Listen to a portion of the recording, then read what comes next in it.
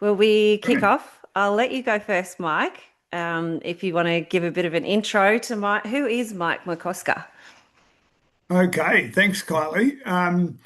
Yeah, Mike McCosker is a farmer that's been on the land all my life. So I'm 62 now, still actively managing the farm, but during that time started as a chemical farmer initially. So, we were listening to the agronomists, we were doing everything that the agronomists were telling us was the latest and greatest thing to do in agriculture.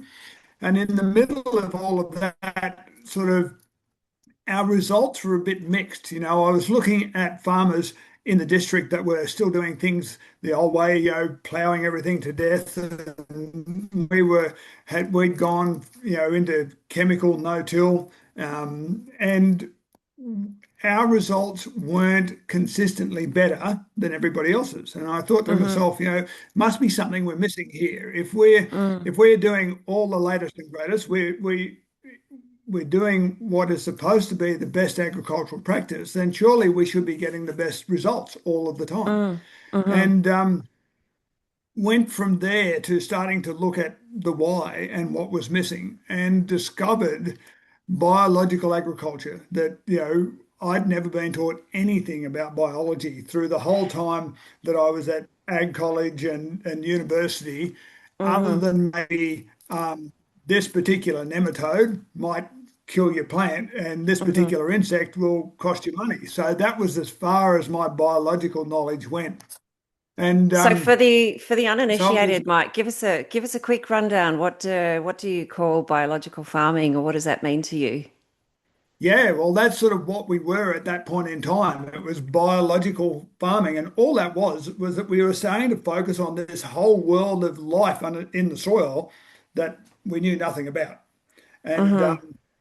so things that we started to do were use biological inoculants or put some foliar on the crop so the crop was then producing more sugars to feed the biology in the soil. These Mm-hmm. sorts of things were early practices of what's now called regenerative agriculture. So Mm-hmm. this started for me nearly, well, 40 years ago now. Yeah, that's a bit And ahead of the it's curve, been Mike. yeah, well, it's been quite the journey. It's sort of a lot of things that we were learning as we went along. We'd try things, not everything worked. So, that's part of the story these days is that not everything works as you had planned or had hoped. That's Yes, yeah. farming, I think. Especially in this climate too, Mike. I mean, it's so unpredictable at the moment, isn't it? Yeah, it is. I think Australia's always been a variable climate, and we have this story that a 1 in 100 year drought is a thing. Well, in Australia, I think it's part of life, and we get them anywhere from sort of 1 in 30 year, which hopefully isn't as bad, 1 in 100 year, but I think there's probably 1 in 500 and 1 in 1,000 year Yeah, events we as just haven't well. we just haven't been around long enough to track that. No, and that's part of the story. Nature has a timetable, but nature's timetable usually doesn't line up with what we're trying to do on a year-to-year basis. Yeah, yeah, yeah. So then talk us through the journey, Mike. Like what actually happened? What made you switch over? What was there a turning point in your life where you suddenly said, that's it, we're going in this direction and that's it? Probably the turning point was actually a chemical poisoning event. Whoa, tell us And about that. What happened? yeah, at the time, I wasn't really sure what had triggered it, but I was just continually lethargic and sick. And I remember Hmm. telling my dad one day, I'm sick and tired of being sick and tired. Yeah, what did he say?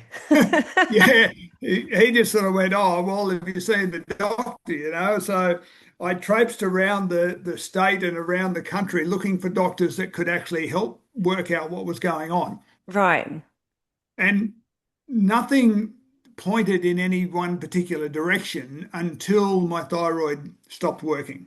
So in the space of 2 weeks, I went from, being sick and tired to all of a sudden not being able to clean my teeth.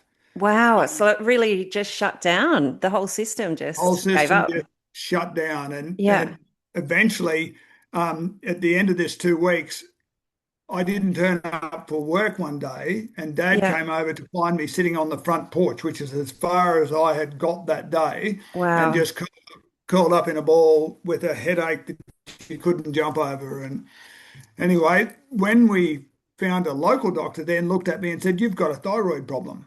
Hmm. And I went, "A thyroid problem?" No one in 2 years of trying to see doctors all over the state has said anything about thyroid. Yeah, right. Um, but he was confident enough that he gave me some medication straight away while the tests were still coming back. And it Right. was incredible. Overnight, things started to get better.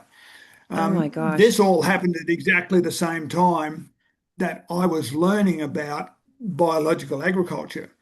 And so, one of the first things that I did is the medicine got me back, I reckon, to about 70%. Hmm. And I could tell that it was 70% because some days I'd be at 100 and other days I'd be at 50. Okay. And so I was all over the place for a start off. And Yeah. I started to think, maybe food was something that I needed to look at. Hmm. One of my great friends and mentors, Dr. Arden Anderson, Hmm. he always said that if you were sick, the first thing, or if a cancer patient came to him or somebody that was after problem solving in medicine, the first thing that they would look at is delayed food sensitivity. Hmm. So that's a particular test called an IgG, which is immunoglobulin G, which is a Is delay. that the same thing that we test for in horses in their colostrum? Is that a similar type of thing? Possibly, I'm not sure. I've never looked for it in a horse, but Yeah. I know that the reaction in the body turns up anywhere from 2 to 5 days Hmm. after you've eaten the food that's causing the Okay. problem. Okay. So, most people can't remember what they had yesterday, let alone what they had 5 days ago. So Yes. Yeah. sometimes very difficult to find what food is actually causing the reaction, which is actually an inflammation in the body. So Okay. when I did that test, I turned up as being reactive to wheat and dairy and sugar. Okay. So that's when I went to the Sydney Natural Medical Centre and they took me off wheat and dairy and sugar. And in the space of a month, I went from being 70% well to being 100% well. Wow, Mike, that's a transformation. I mean, but also those are fairly integral parts of a farmer's diet. So was that hard to come out of those sort of foods? You know, a good cup of milky, sugary tea and a couple of slices of bread with some butter on it? Oh my goodness, a wheat farmer that couldn't eat wheat. Yeah, I mean, Yeah. you can't have flour in gravy to Oh thicken the my gravy. gosh. Yes, yes. You can't have a sandwich, because Yeah. it's everything was impacted at that point in time. Yes, yeah.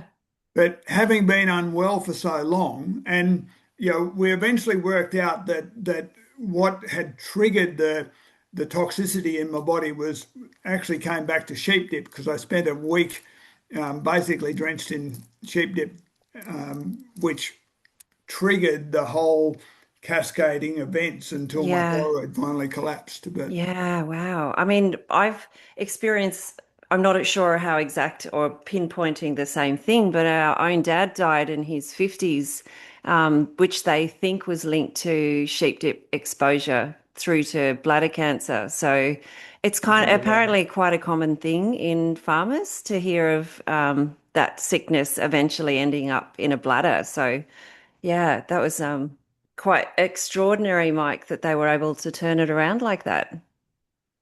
Yeah, it was an extraordinary experience for me because at the same time I was learning about how we grow our food, and the impact that that had on the quality of the food. I also had the direct experience of changing my diet and the impact that had on my health. Yeah. And so that sort of lined everything up for me on the farm. It's like, oh my goodness, what we do on the farm impacts the quality of the food, and the quality of the food is a direct link to the quality of health for everyone that eats it.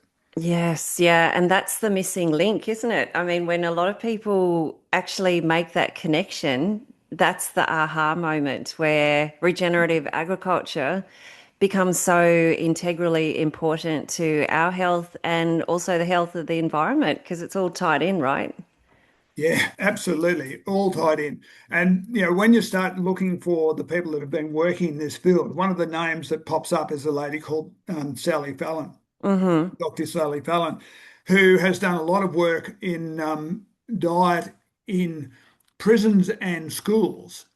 And she can show the direct relationship between changing the diet and how it impacts the temperament of people, and Yeah. not only the temperament of people, their ability to solve problems. So their Mm-hmm. overall the intelligence of our society is also directly linked to how good our food is.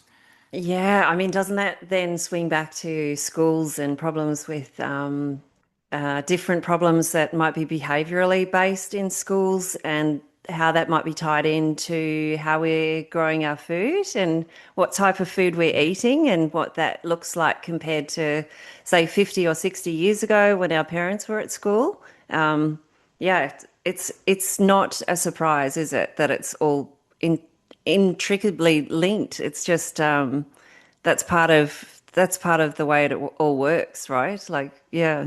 Yeah, I think once you see the picture, you sort of go, well, that makes a lot of sense. Mm, Until you look at it, though, particularly as a farmer, we sort of are going, okay, well, I'm being told to use these chemicals at this point in time, and we don't really always link our activity with chemicals and where that toxicity ends up, mm.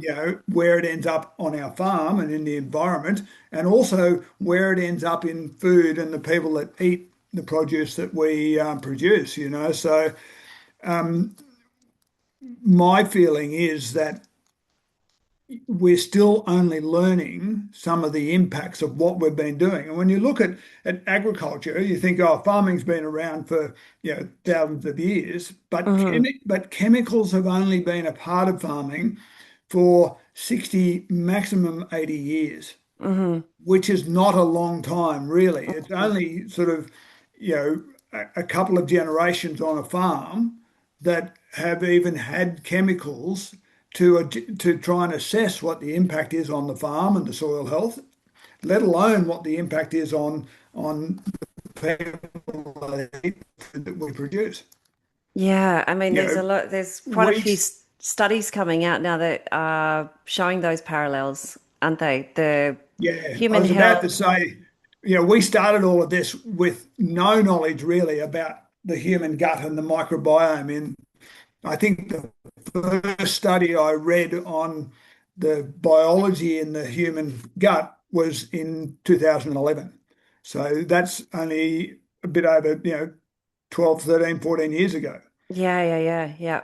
First time we'd even started to think about it. And I remember initially with what we were doing on the farm, Dr. Elaine Ingham and her soil food web work was the Hmm. first time we were easily able to measure what was Hmm. going on in the soil from a biological perspective. So a lot of this knowledge is fairly new knowledge, which means a lot of our research is really only starting to come out now. And, And And I look. the great part about that too is that people who might have been operating in silos before are now starting to talk to each other. So the psychologists are talking to the gut specialists, talking to the psychologists and psychiatrists and the farmers and the school Yeah. teachers, and they're all starting to integrate these learnings across different platforms, which is really exciting. Yeah. Arden used to tell a story about dealing with an autistic child that was coming into the surgery and getting mum to change the food out in the refrigerator. And actually, at the time in Arden's story, Dad wasn't engaged in changing his diet at all. So they actually had a refrigerator for Dad and a refrigerator for mum and the child. Right. and they actually had to lock Dad's refrigerator because the reaction in the body to the modern sort of wheat and milk is a very addictive reaction. And so to help this child, they took him off wheat and dairy. And Arden's told the story that in a couple of months' time, he came back into the surgery. Now, the first time he was in there, he wouldn't sit still. He was bouncing off the walls. Anytime Mum looked away, it was off down the hall. Couldn't get the child to make eye contact with the doctor or with anybody Mm, that was trying to talk to them. In hmm 2 months' time, this little child walked into the surgery and walked up to Arden and said, "Hello, Mr. Anderson, how are you?" And Yeah, extraordinary. extraordinary Yeah. how much impact. And um,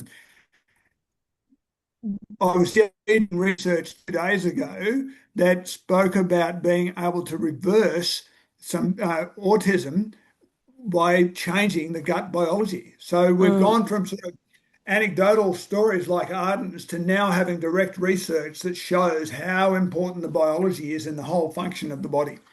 So, yeah, yeah. So coming back to farming, Mike, I mean, you are a scientist as well as a farmer. So what sort of things are you doing to improve your biology at the farm at the moment, considering that it's drier than it might be if we were in an ideal world? What are you doing at the moment on the farm, as in this week, this month? What's happening? yeah, this week on the farm, wow. We did actually get a little bit of rain. So our farm has gone from a rolling average rainfall of 800 mils back in last November, December. Hmm. And just now we're at 400 millimeters of a rolling annual rainfall. I think the last 6 months has been less than 200 mils. It's been horrendous. Yeah. So, so the whole system actually shuts down. And Okay. one of the things that I've had to do is, we've started to feed animals. The feed that we had's just disappeared pretty quick. Mm, And one of the things that I've had to do is make a decision whether I keep the animals or sell the animals. Because at the moment, right. I've got no green material, no green Okay. leaf anywhere. And when I'm talking about soil biology, green leaf is particularly important because Yeah. that makes the sugars that go into the soil that keep the biology alive and well. So Yeah. with no green leaf, it's like, okay, everything that we're doing at the moment is quite possibly robbing the carbon and the soil health Yeah. to maintain my animals or just keep things moving along. So yeah, And then you risk the chance that anything that does grow immediately doesn't get a chance to establish itself because it's either being trampled or grazed or yeah. So you might have like right. 3 or 4 weeks before you actually have something worthwhile to feed to stock. So that's kind of a tricky period to sit in, isn't it? Yeah, so we've taken the decision to actually sell all of the young animals that we would Right. not normally grow through to 450 kilos. Mm-hmm. A lot of them are still only around 300 kilos, but the risk to the paddocks and to the soil health of trying to keep them, as you said, any little green plant that grows, if you've got three hungry mouths sitting waiting for it to grow, Yeah. Yeah. nothing gets through. So. Yeah. So we've this week on the farm, we've actually been trucking out all of the young cattle, which is a How difficult does, decision to make. yeah, how does that feel, Had to do it. Mike? I mean, because there's got to be a little bit of, I guess, sadness at seeing them go at a stage where you wouldn't normally be selling them. But also, that's got to help you sleep a little bit better at night when you know that you're not Yeah, relying on that to keep you over the next 2 months, 3 months to finish them. yeah, that's right. It is sad to see them go at this point in time because we normally wouldn't do that. And it's really quite a relief to see the pressure coming off the pastures now we can focus in on the cows again and keep them healthy enough so that when we join the bulls up, they'll become pregnant. If we didn't support them, we'd not only lose this year's potential income, we'd lose next year's as well. Yeah, I'm looking forward in the next couple of episodes, Mike, to talk about your holistic viewpoint and your holistic planning, because I think that's going to cover a couple of podcasts on their own.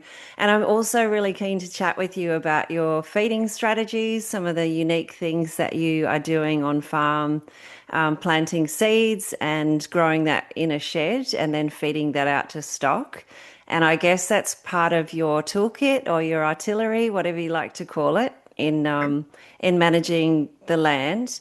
And also, we're going to be covering your very famous at this stage Mike's Poo Brew, which our last cohort of VRG farmers were absolutely enamored by.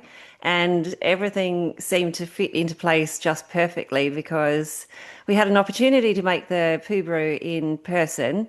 And then we had a beautiful fall of rain, which was perfect timing, and then everyone was using it. So there's some really interesting and unusual things that you've got up your sleeve, Mike, that I can't wait to explore with you over the next coming weeks. Yeah, I'm looking forward to this journey, Kylie. I never would have thought a couple of years ago that I'd be starting down a podcast journey. And, from my perspective, I've got a lot of information to share. Sometimes it gets a little bit dry or a little bit scientific, but at the end of the day, I think it's helpful to share, what's worked for us and what hasn't worked for us over the years. Yeah, I mean, that's a gold mine of information, Mike. And when you say, oh, it might be too scientific, I mean, sometimes there are people there, once you start getting into the nitty-gritty of science, their ears really prick up and they are right there with you. And then there are other people who are much more visual or practical, who are kind of like, yeah, I want to see it out in the paddock. So, I mean, it's an incredible talent to be able to cross both bases like that, to have had the practical experience, but also the scientific knowledge. Yeah, and I think what we might try and do, Kylie, is we can chat through.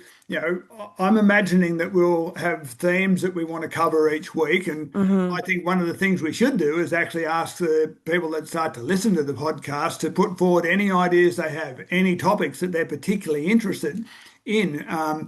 It can be around organics or biological farming or regenerative farming or food quality and diet from that, perspective. And I think we can chat about it in a way that actually covers all of those things. We can look at, what the research says as quickly and as smoothly as we can without too much jargon. We can look at what that means in reality, how Hmm. that science is actually then relates to what goes on the farm. Because Yes. nature's incredibly complex and it's a bit Yeah. like a big waterbed. Sometimes you push down here and it comes up over there. Yes, yeah, fascinating. Yes, we've done some really beautiful interviews recently for our almanac, which we'll be releasing later this year. And some fascinating things came out about water tables in some of those discussions. So, yeah, that would be really appropriate. And I think too, Mike, we you could be agriculture's next agony aunt, that we have a session or a part of our podcast that's Dear Mike, I have a problem. Yeah, well, I've certainly had my fair share of problems and usually worked my way out of it in a Mm, that normal farmer adaptive sort of manner. So mm. I mean, agricultural people, farmers, are so often labeled as resilient. That's one thing that they're very well known for. But especially through the VRG, we've noticed that a lot of people absolutely love the community aspect of just being able to get together and share stories. And hopefully on the podcast, we'll be able to create a bit of a community like that where people feel they can join in, ask questions, listen to some advice, maybe offer some advice, things that we mm, don't know. So I'm looking forward to that. that's been one of the real privileges of doing this sort of work is that we see what everyone else is doing. When you go onto somebody's farm, farmers are amazing. They're not only resilient, they're very innovative and Hmm. amazing ways that they interpret things and put things into practice on the Hmm. farm. Hmm. So we get to see that and then share that with other people. It doesn't rely just purely on my mistakes over the last 40 years because we Hmm. see what other people are doing and we can share that information as well. Yes, yeah. The one thing I love about the regenerative ag community, Mike, is it's so open and people are so willing to share their experience and their advice, and probably you feel a lot more people sharing the wins as opposed to the losses. It's a very positive community to be a part of, but also that people feel comfortable enough to talk about the parts that aren't always discussed, that might not necessarily be shared, but looking for good solutions and looking for other people to be able to help them out in those areas. Yeah, one of the things that I think we're going to be trying to do through the podcast is let people know about this thing that we've got called verified regen grown. And one of the reasons why we've designed that is because, it's not something that we can go onto the farm and say, well, this is the way you've got to do it. Because farmers are so innovative and every farm's slightly different. Hmm. So every solution is slightly different. Yeah. What we did with the verification is go, okay, well, what are the key things that maybe we need to measure on the farm? Then Yes. it doesn't matter how the farmers responded or what they've actually done. If their soil carbon's gone up, their soil carbon's gone up. So Yeah. that's one of the things that we measure. And I think that way we have this ability to innovate. And you're right, the regen community is awesome. They're people that want to make their farm better and healthier. Yes. And so, when they get together and share, it's amazing the information that gets shared around and the ideas that come. Yeah. Yeah, I love the measurement side of VRG, Mike, because it really gets people outside and looking at their own environment, gets them down on their knees, looking closely at what's going on their farm. And one thing I've noticed is that the farmers really love that. It gives them time to stop and to really take the instinct of their own gut to see what's actually happening on the farm and then to maybe make management decisions based on that. And Yeah. then I think what you hear a lot in regenerative farming is, oh, we know that it's better, or we know that things are getting better. But until you've got data that you can actually refer back to each year, it's very hard to present that to an outside source, say someone who's looking for finance through banks, that you can actually show the changes that are happening on your farm that might not necessarily show up on a spreadsheet. Mm. And also, to undertake this change, it is a risk. It's a lot of work. Um, And I want people at the grocery store to be able to very quickly identify the farmers that are undertaking and doing all of that work. So Mm, a big part of what we're trying to do here is make the heroes out on the farm visible to the consumers so that yeah.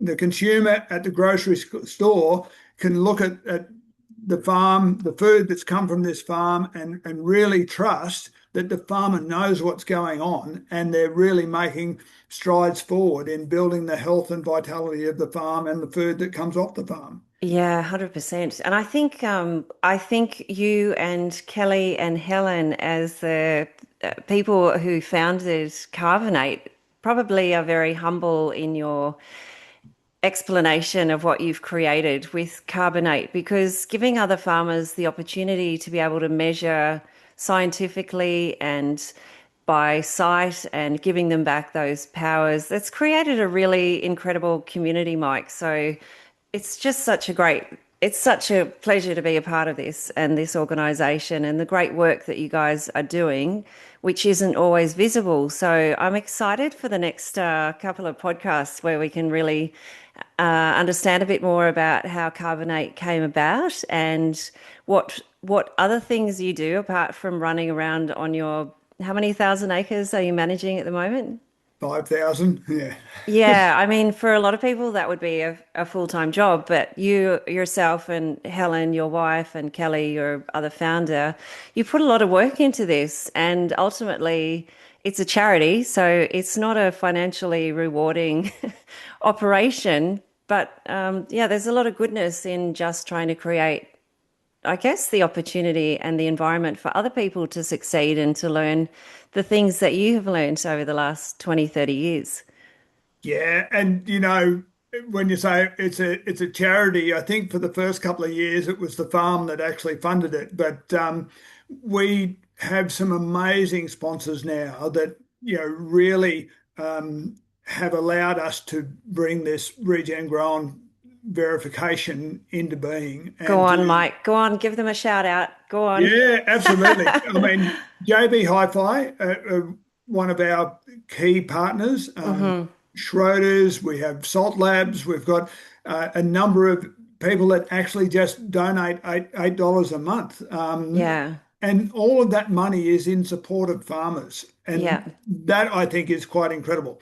Who would have thought when you walked into a JB Hi-Fi store to, buy a computer or a sound system that all of the staff in that store are actually giving something to the farmers? Yeah. I mean, that's Quite incredible. incredible. It's beautiful. And it's Yeah. beautiful to be able to, I suppose, close the gap between two things at either end of the spectrum and for us to understand a bit more about JB Hi-Fi and their values, and then for them to understand a little bit more about food and how important it is to take care of the environment that our food is grown in.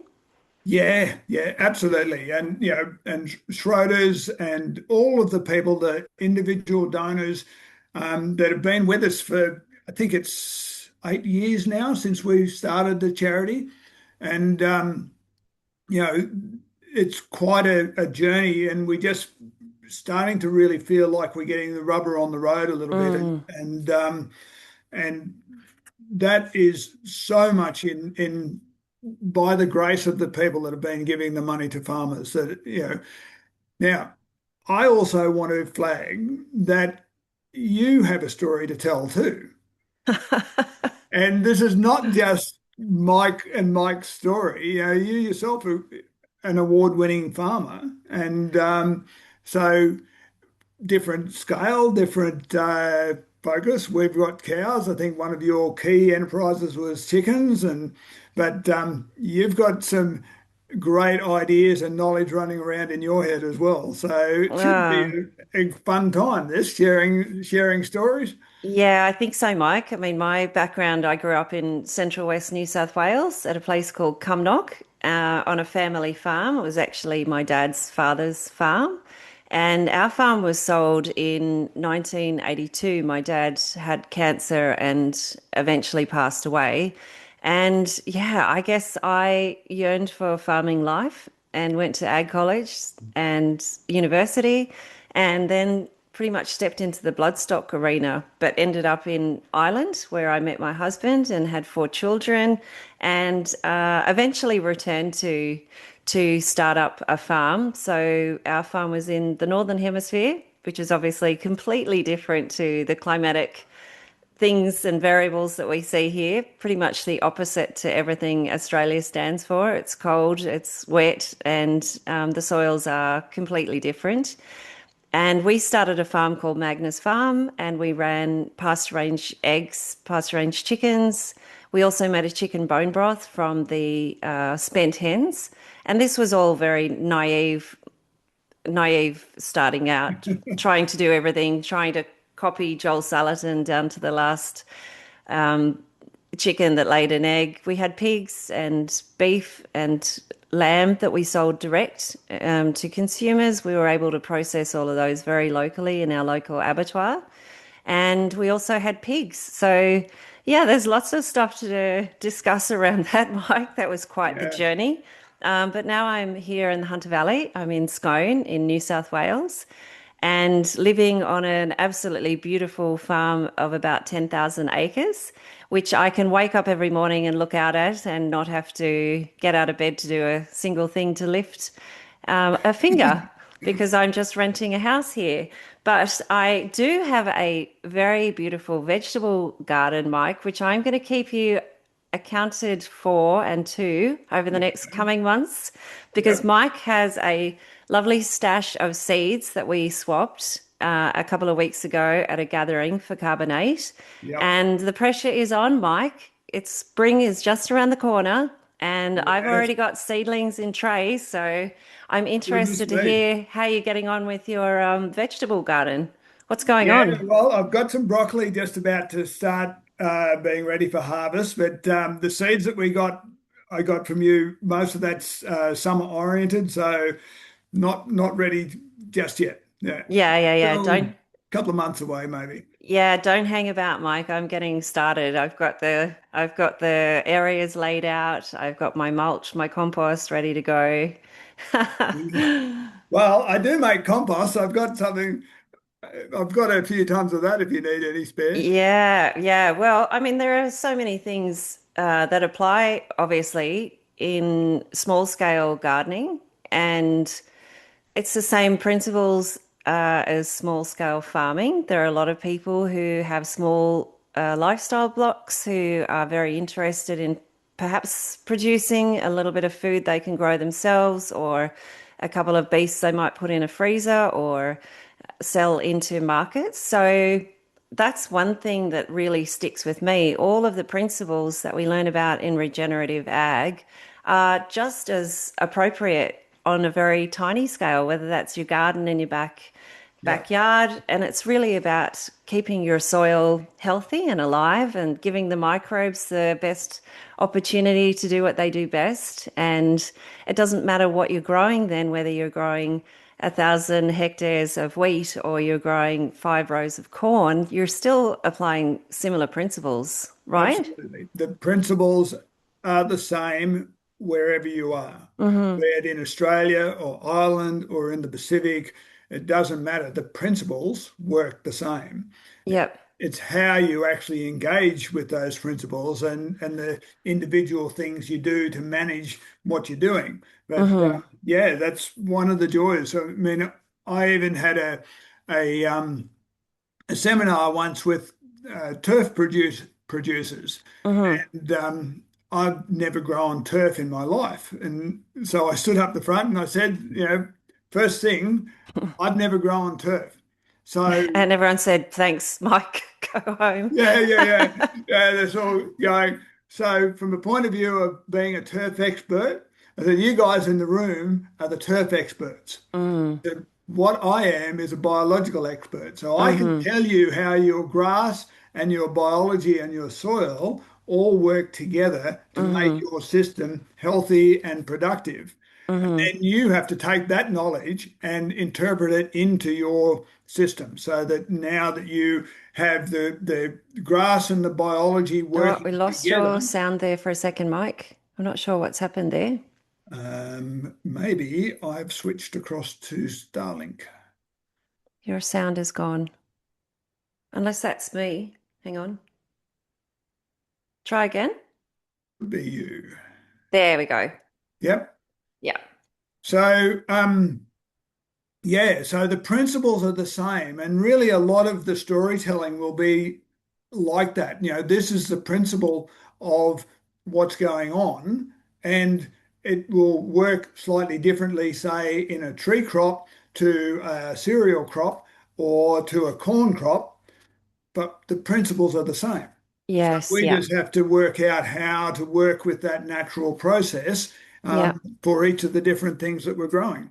Yeah. Yeah. And that's going to be so appropriate going forward. I mean, one thing you hear quite often is, especially with speakers who are talking about different practices, and the people in the audience might say, well, that's not going to work where I am. It's too wet here, or it's too dry here, or it's too windy, or we don't have that type of grass where I am, or Yeah. but the same thing that you hear over and over is that's just your context, and everybody's context is different. So from the paddock on the left as you're driving up the driveway and the paddock on the right could be completely two different environments, two different soil types, two different Yeah. biodiversities.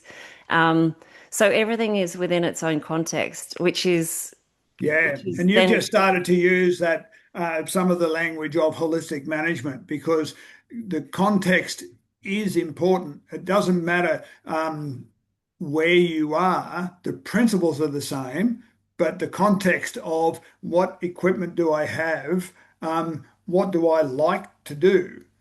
I'm not going to tell you how to grow wheat if you love cattle, mm, or chickens. So the context that everyone has is slightly different.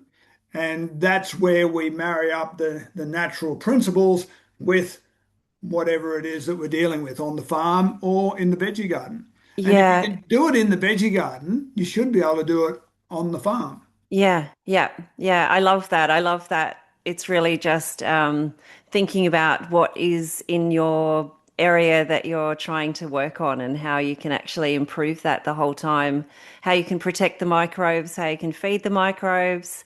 Yeah. Um, yeah, especially now more than ever, I suppose, as we head into what's it going to be a spring? What sort of a spring? We don't know yet. People are talking about El Nino. How do you feel about that, Mike? What's your opinion? Oh, if I had a crystal ball, I'd be a lot richer than I currently am. But I think we will have some dry periods. My feeling is that we could get hot and dry in later in the summer. I'm hoping that we have a bit of a spring break between now and then. But overall, droughts are part of Australia. Unfortunately, we've got to deal with dry times, and hopefully, it won't be too dry. Uh, Mm, my longer term view is that we shouldn't be in any sort of major drought cycles for a couple of years yet. I think the next major cycle is somewhere around the 2030 to 32. But that's one of the things I sort of follow natural cycles a little bit mm, more so than the Bureau of Meteorology. I don't think I think their forecasting sometimes is throwing darts at the wall, but that might be a little bit harsh. But my goodness me, they've been wrong a number of times too. mm. Yeah, Yeah, which is in a way a good thing sometimes when they're wrong, as in yeah, it's yeah, not going yeah, to rain, but it does. Thank yeah, goodness. Yeah. yeah, yeah, Yeah, so I'm looking forward in our next couple of issues, Mike, to perhaps talk about some of the pillars of the VRG, some of the yep, measurements that we record or that farmers record, and then they're kept on a baseline. We might talk about each of those individually over the coming podcasts. And yep. I'm also really looking forward to our listeners who might send in some interesting conundrums that they're looking at on their farm. And obviously, if you can't help them, Mike, we might do a bit of research and see if we can help out some people. And Absolutely. yeah, and also understanding what's going on in terms of the regenerative ag movement as such and how that has changed and some of the things that have been learnt in the last 20 or 30 years. Not just in Australia, because it's a worldwide movement and a lot of people, a lot of funding, a lot of policy changes that are being enacted around the world, which is so exciting to see. And yeah, I think we're going to have a lot of fun over the next couple of weeks, months, years. I think we will. And I really also would like to make this a little bit about the food. The food and food consumers are the most important part of this whole Mm, process. In fact, mhm, when I was originally doing farm consulting, I thought, if I'm a really good consultant, I can maybe reach couple of thousand farmers, but that's not enough to change the food system. mm, And in actual fact, the people that we need aware of all of this information is actually the food consumers.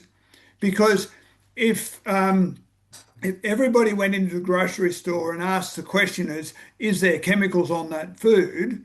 And they said, I don't want chemicals on my food, then chemicals would be out of the food chain next week. mm, But it's simply because we're not actually that vigilant at the grocery store.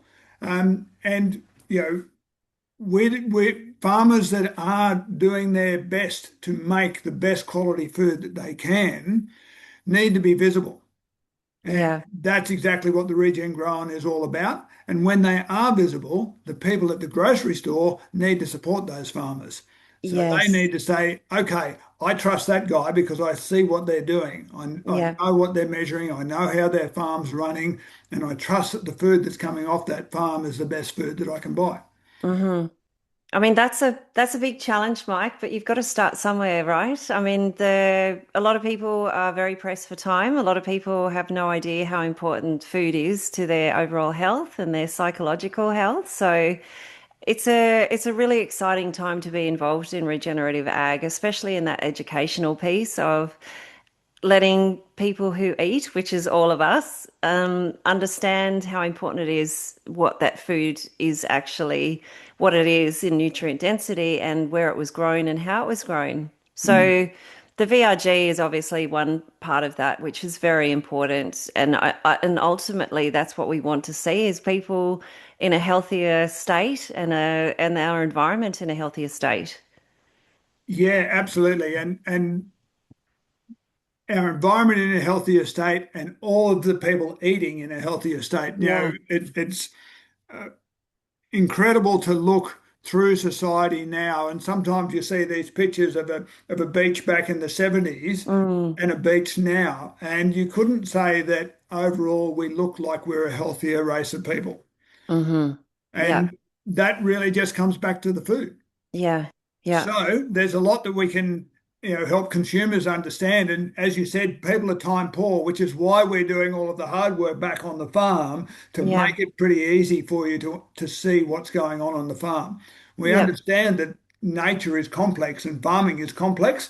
So at the end of the day, hopefully what will happen is that you'll see the brand, wherever it is. There it is. Yeah, Yes. you'll see the brand and go, ah, I know those guys are doing it the right way.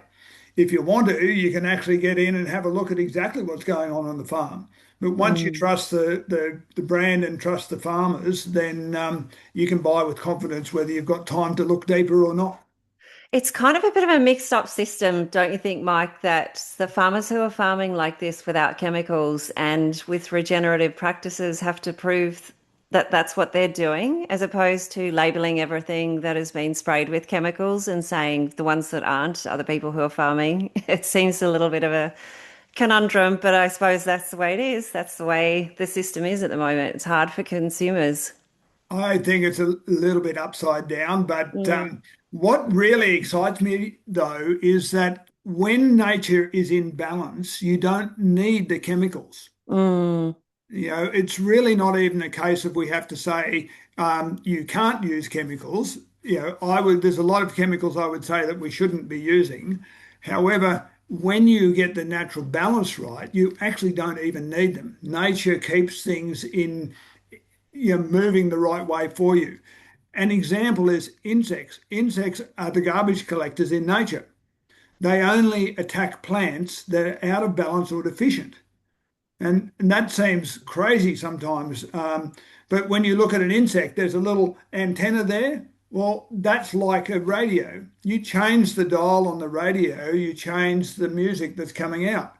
And so Hmm. when the plants are all out of balance and deficient, they're giving very different signals out of the plant than when you've got them all balanced up.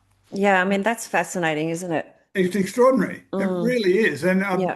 seen examples where when we've put on a foliar fertilizer, insects have gone from attacking the crop to attacking the weeds because we've moved the balance of the crop to where nature wanted it. And in so doing, we've also moved the weeds out of their perfect balance. And now the insects have gone off the crop and onto the weeds. So, Yeah. I mean, that nature. that almost feels like magic. When you hear stories like that, it's kind of like, how could that be true? And then giving people the confidence to trust that, to see that in action and to watch it happen. I mean, that Yeah. must be extraordinary at scale to see something like that happen. It is. It is quite magical to see. And it took us some time at home where when we went out into the paddock, instead of looking at the insect and going, oh, I wonder what I can kill that insect with, that the question became, oh, I wonder why that insect is here. And I wonder what I can do with my plants to make nature move the insect away. rather than let's kill them all. Yeah, yeah, yeah. Yeah, yeah. Yeah, okay, Mike. Well, I think we're nearly out of time for today. And I just want to tell you, I'm so excited about this podcast. I feel so honored that we get to do this every week. It's going to be so great. Yeah, yep. And we've got so much stuff we can share We've got a that lot I'm to talk sure it about. won't get boring at any stage. So couple of things that you have to do is you have to hit the subscribe button, and that helps more and more people see who we are and what we're talking about. Share it with your friends, and when you see Regen grown on the shelves, make sure you buy it. Yes, 100%, Mike. And the other thing, don't forget to leave comments down below. Yep. And especially if you've got something that you would like Mike and I to talk about, or if you have a problem for our new agony aunt, that's you, Mike. Maybe it's agony uncle, is it? I'm not sure. Agony Uncle. Anyway, yeah, it's great. I'm so excited. And we're going to be producing this once a week and releasing it once a week. So keep up to Yeah. date, subscribe wherever you find your podcasts. We'll also be there as well. Yeah, and if you want to send in a comment or a topic that you're particularly interested in, we're here, as you said, every week, 52 times a year. So we've got plenty of time to be able to talk and cover whatever topic people are really interested in. Yeah, exciting. There we go. There's our first issue. Thanks, Mike. Oh my goodness, that's number one out of the blocks. Thank you. Yeah. Alrighty. So I wonder, should we do an introduction, or would you prefer if we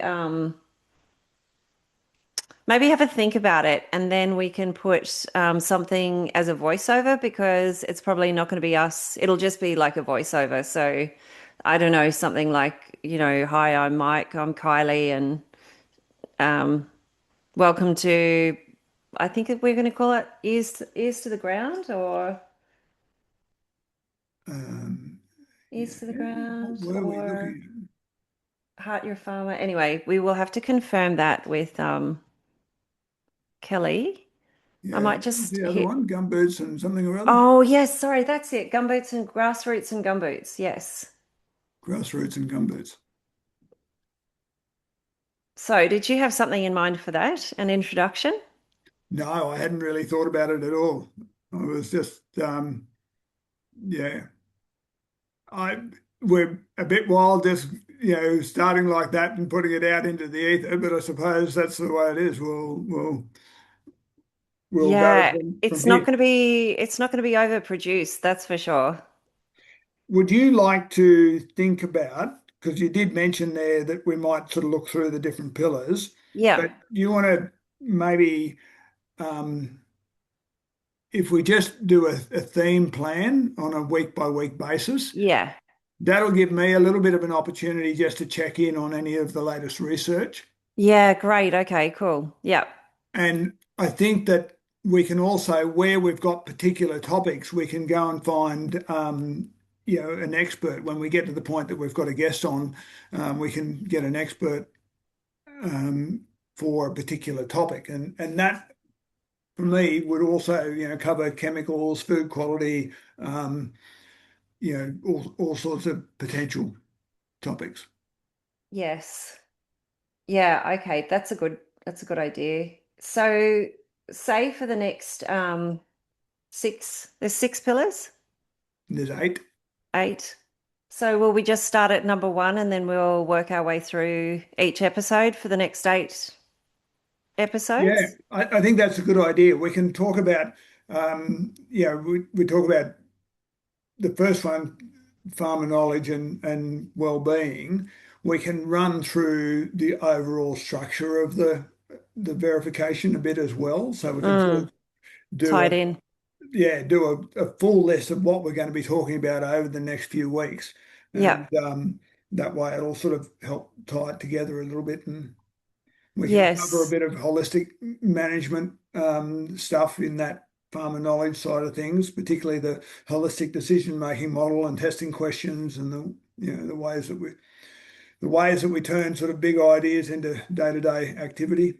Yes. And then how we can I suppose put down references for people to be able to, click on a link if there's something that we want to, here's the link to join up to VIG. Here's the link for the holistic management decision making pamphlet Yeah, or yeah. and I was just thinking then to any sort of references to people that we talk about, like you were talking about what's his name? And uh your science guy Anderson, is it? Oh, Um, Arden Anderson. Yeah, Dr. Arden Arden Anderson, Anderson. yeah. Yeah, Like where people might be able to find more specific information about people like that and Elaine Ingham and yeah. um, And my thinking is that when we do have guests on, that we sort of allocate somewhere between 30 and 45 minutes, depending mhm, on how interesting the topic is. mm, That still gives us a little bit of time to then sort of integrate that knowledge. I was sort of thinking across six sort of real questions. What does the research say? mhm, What's that mean? The biological reality of that in the paddock.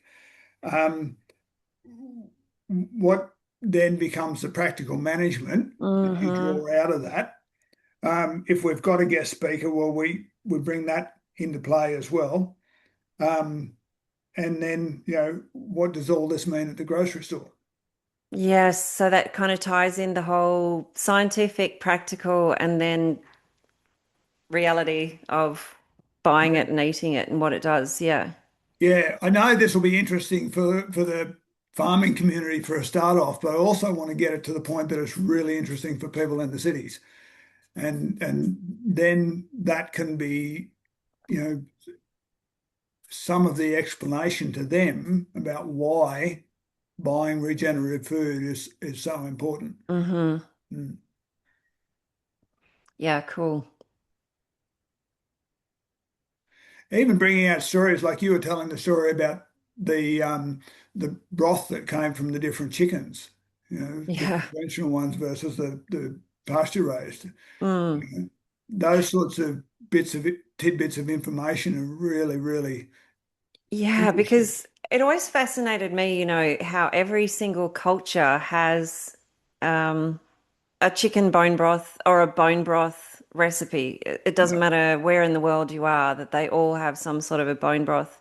And how many people have relied on that for health or recovery, or, it's always the first thing that somebody could eat after an operation, or you could give a baby who's been unwell or somebody who's convalescing. But the thing that really struck me is when people then talk about making those broths, that it's not going to be the same as the broth that your great grandmother made 100 years ago, because she was making a broth from a chicken that probably lived for 2 or 3 years or was a rooster. And Mm. so they had all that nutritional density in their bones. So when you cooked it as a broth, that might take 2 or 3 days to draw all that nutrient out. And those bones would not collapse because Mm. they were so strong, and Yep. the taste and the flavor, everything coming out of that was completely different in comparison to a chicken that's lived inside a shed in its own fecal matter for maybe 5 or 6 weeks. So when Yeah. people say, well, I'm making a chicken bone broth, it's kind of not the same. It's not what your grandmother drank. Yeah. And maybe one way we sort of add a little bit of color and consistency to the show is that we maybe each week do a book review of an amazing book that we've read at some point in time. Yeah, yep. One of the books that still it has impacts me is a book called What Your Doctor Doesn't Know About Nutrition May Be Killing You. Yeah, wow. And I'd read that 10 years ago, and some of the information that's coming out of the research in the gut biome is showing what this guy was talking about 10 years ago Mm, really clearly. I mean, the mm, one I saw yesterday was a doctor talking about curing autism by a microbial implant. and getting the bifidobacteria. It was actually a doctor that was researching the gut biome right through COVID. And one of the things that she discovered was that the vaccine is killing particular class of bacteria in the gut, which are critical to the immune system. Yeah, wow. Yeah. So we're actually declining the immune system of everybody that took the vaccine. Yeah, that's a bit of a worry, but also a contentious subject. That's a big divide, isn't it, between a lot of people? It is. And, we won't necessarily go into that discussion, although if we've got good science showing us things, then Mm, shouldn't we actually be looking at that good science? mm, yeah, You know, one of the ways that I try and discuss those more contentious issues is, um, are we in a system where our health and our natural immunity is in balance and protects us, or are we in some sort of war with a indifferent God where everything in nature is trying to kill us and we've got to try and fix it? yeah, Are we yeah, fixing nature or are we trying to work with nature? yeah. Well, I think the answer is always got to be working with nature, right? Because there's no Yeah. point fighting her. She's going to No, win. absolutely. Every time. Yeah, just when we think we've got the upper hand. Yeah, Um, But I mean, I think that's a really great start. And I think we're going to have a lot of stuff to talk about each week. So I think it's going to be great. cool. Yeah. Righto. Well, yeah, we'll pass that on.